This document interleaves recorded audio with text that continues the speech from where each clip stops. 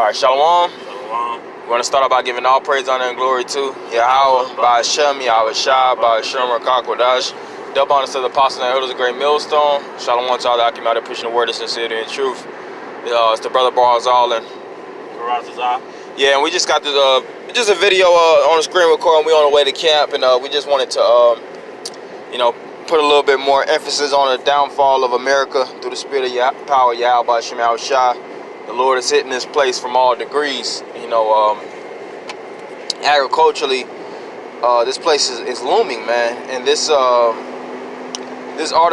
it definitely supports that. It speaks about the Farmegeddon. It says Farmegeddon looms. Only 30% of U.S. cornfields have been planted. 5-year average is 66%.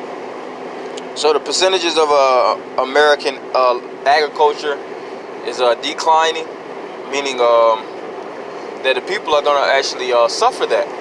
And, on top of all these things that's going on in these trade wars, you have these tariffs that's spiking the percentages of food products and manufacturing goods throughout the United States of America. So it's going to start to press and get harder for these consumers. I was listening to 88.5, here in Atlanta. They were speaking on how basically bike sales are going to start to soar and go through the roof due to this tariffs in China. Majority of products all these things made in damn China, man. So all these different tariffs and all these trade wars that's going back and forth to China. The ones that's going to suffer for it is the Americans. They're speaking about, if these tariffs start to press down, it's going to, $100 bike might be $250, $65 bike might be a good $125, and, you individuals are already living paycheck to paycheck. Right. It's already hard for the average American. We are all debt slaves. We all are under a high debt when you look at the U.S. debt clock. All right, the debt clock is based upon, Jake being low, and not only the so-called blacks, Hispanics, and Native Americans, but also the white race. So I'm just gonna read a little bit on it. We're gonna chime in through the spirit of power, Yahweh, by Hashem, Yahweh Shah. But it says 2019 is turning out to be a nightmare that never ends for the agricultural industry. Thanks to endless rain and unprecedented flooding, fields all over the middle part of the country are absolutely soaked right now. And this has prevented many farmers from getting their crops in the ground. Right, and this is biblical prophecy. The scriptures speak about how there's going to be wars, there's going to be rumors of wars, there's going to be famine, there's going to be a pestilence, there's going to be riots, there's going to be all these different situations that's going to result in a turmoil and the downfall of these societies, especially Babylon the Great. Yeah, it's going to cause inflation. That's right. The agriculture being hit right now, like you was going into. You're not just going to be able to go, into a grocery store and grab a thing of corn or tomato. One, because the price is going up, but your pay rate isn't. Two, the rich are going to already have majority of everything that's being produced. Because they're the ones who have the money and can go out and get it. That's right. See, and that's why everything that we're eating at this point is genetically modified. Hybrid foods. Which me and his brother was discussing earlier this week, basically had 90% of the corn in the corn fields. What's that? You have in the central part of America. I forget the term. Basically those major cornfields. It's a GMO, man.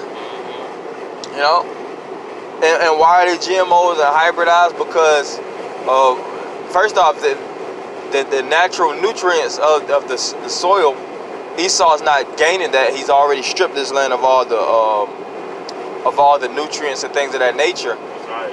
And they're looking to plant and produce things at a phenomenal rate.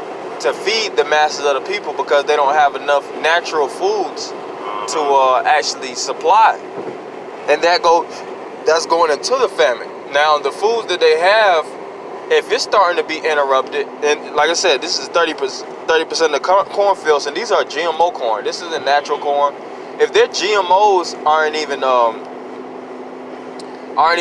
producing to the utmost, then that tells you that. What about the other food they have? Right. You know, the more what's the word I'm looking for? the natural, so to the speak. natural things, you know, or the even the more wanted things by the people, because corn isn't consumed, you know, by majority of the people, so to speak. Even though it's a need, but it's certain other things that's more wanted than corn. Yeah, hell yeah. You know. So what about those things? That's how you know it's genetically modified. That's right.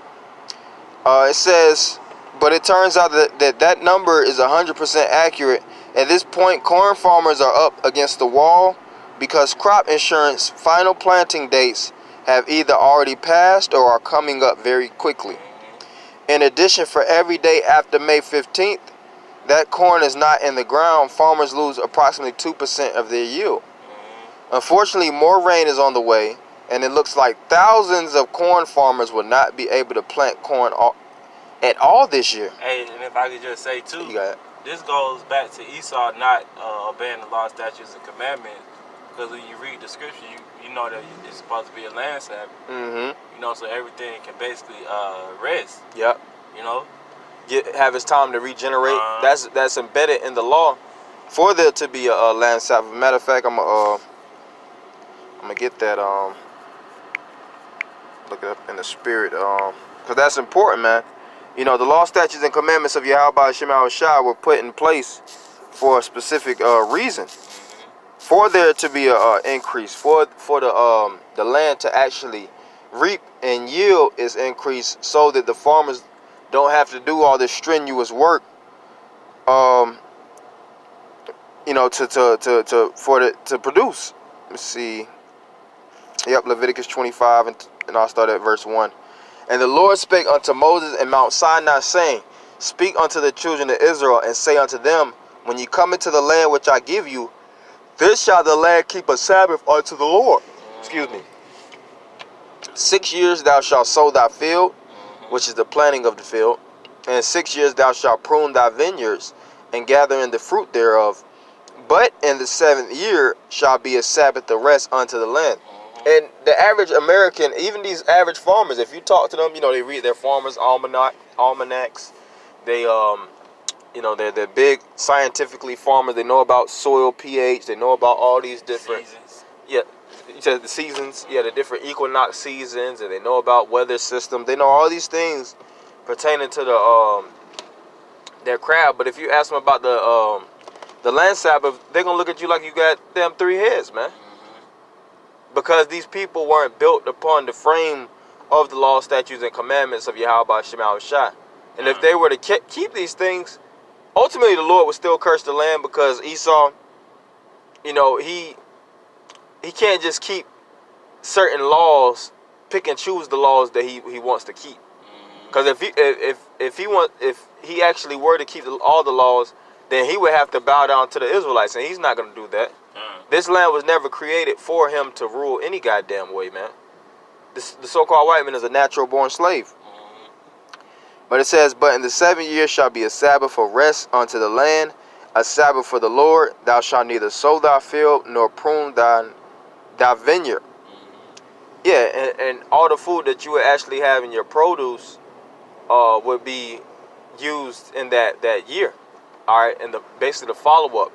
And multiple lands, like when you deal with the methodology of Gad would till one land, and then they would get off that land, and then they would transition to another land, and then come back to that land, you know, in due time.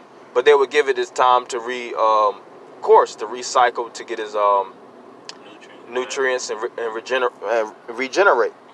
But when you're constantly tilling, constantly breaking up land, because it's the earth. The earth is likened unto a woman. When you're constantly tearing it apart, then it's not gonna have its time to restore itself. You know, which is transgressing the laws. So it says, that which groweth of his own accord of thy harvest thou shalt not reap, neither gather the grapes of thy vine undressed, for it is the year of rest unto the Lord. And the Sabbath of the land shall be meat for you, which is good for you, for thee and for thy servant, and for thy maid, and for thy hired servant, and for thy stranger that sojourneth with thee. Right, so the servants and the citizens, so to speak, of Israel at that time, they would actually be benefited from the land Sabbath. But due to the fact that Esau is selfish and he lives off of the spirit of greed, everybody's in a state of mourning. And I'm going to get that in, through the spirit of Proverbs 29:2, man. Yeah. When the wicked are in authority. That's why depression rates are at an all-time high. And these people don't know why they're depressed. Right.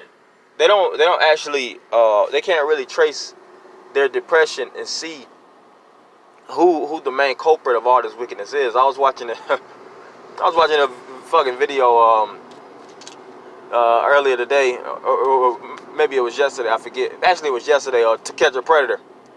You know, you had this sicko, you know, he texting little girls and shit like that. So the dude was asking him, yo, what basically what's wrong with you? Why are you doing these things? He trying to get into the psychology, and the dude was like, man, I don't know, man. I just got a sick ass mind. But he was like, I don't know where it's coming from. You know, I always had these complexes about me and this and that. Well, really, it's coming from America. Yeah. You know, the byproduct of all the demons that's jumping in your mind is coming from the forces or the powers that be. That's right. That directly or indirectly manipulate your mind. You see, on top of the, like, for instance, the food we dealing with in the